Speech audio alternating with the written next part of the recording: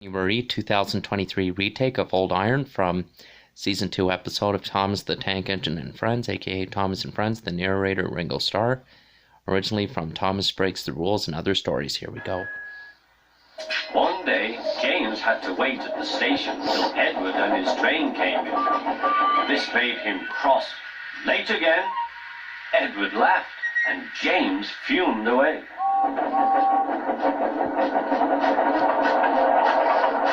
After James had finished his work, he went back to the yard and popped onto the turntable.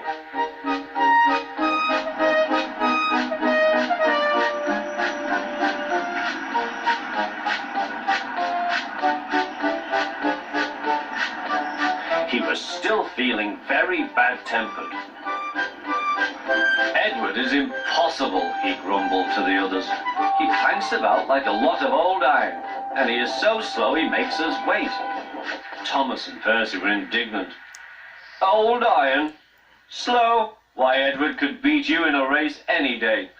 "Really?" said James. "I should like to see him do it."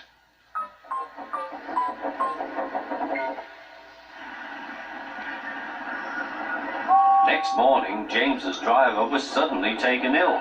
He could hardly stand, so the fireman uncoupled James ready for shunting. James was impatient. Suddenly, the signalman shouted. There was James puffing away down the line. "All traffic halted," he announced at last. Then he told the fireman what had happened. Two boys were on James's footplate fiddling with the controls. Phew! They tumbled off and ran when James started. The signalman answered the telephone. "Yes, he's here. Right. I'll tell him. The inspector's coming at once. He wants a shunter's pole and a coil of wire rope." "What for?" wondered the fireman. "Search me, but you'd better get them quickly." The fireman was ready when Edward arrived.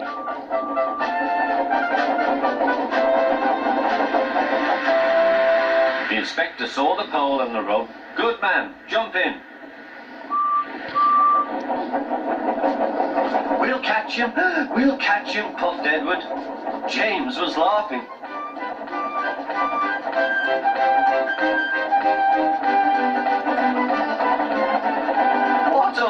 What a lark, he chuckled to himself. Suddenly he was going faster and faster. He realized that he had no driver. "What shall I do? I can't stop! Help! Help!" We're coming, called Edward.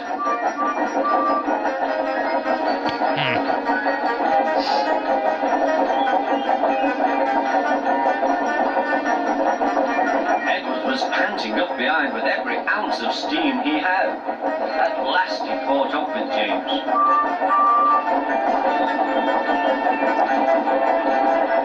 "Steady, Edward," called his driver. The inspector stood on Edward's front, holding a noose of rope in the crook of the shunter's pole. He was trying to slip it over James's buffer.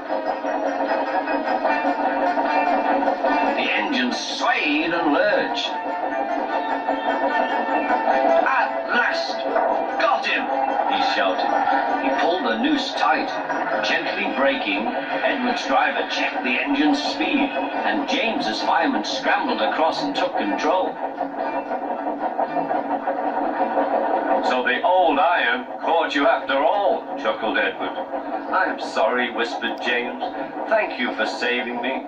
"You were splendid, Edward." "That's all right," replied Edward. The engines arrived at the station side by side. Sir Topham Hatt was waiting. "A fine piece of work," he said. "James, you can rest and then take your train. I'm proud of you, Edward. You shall go to the works and have your worn parts mended." "Oh, thank you, sir," said Edward.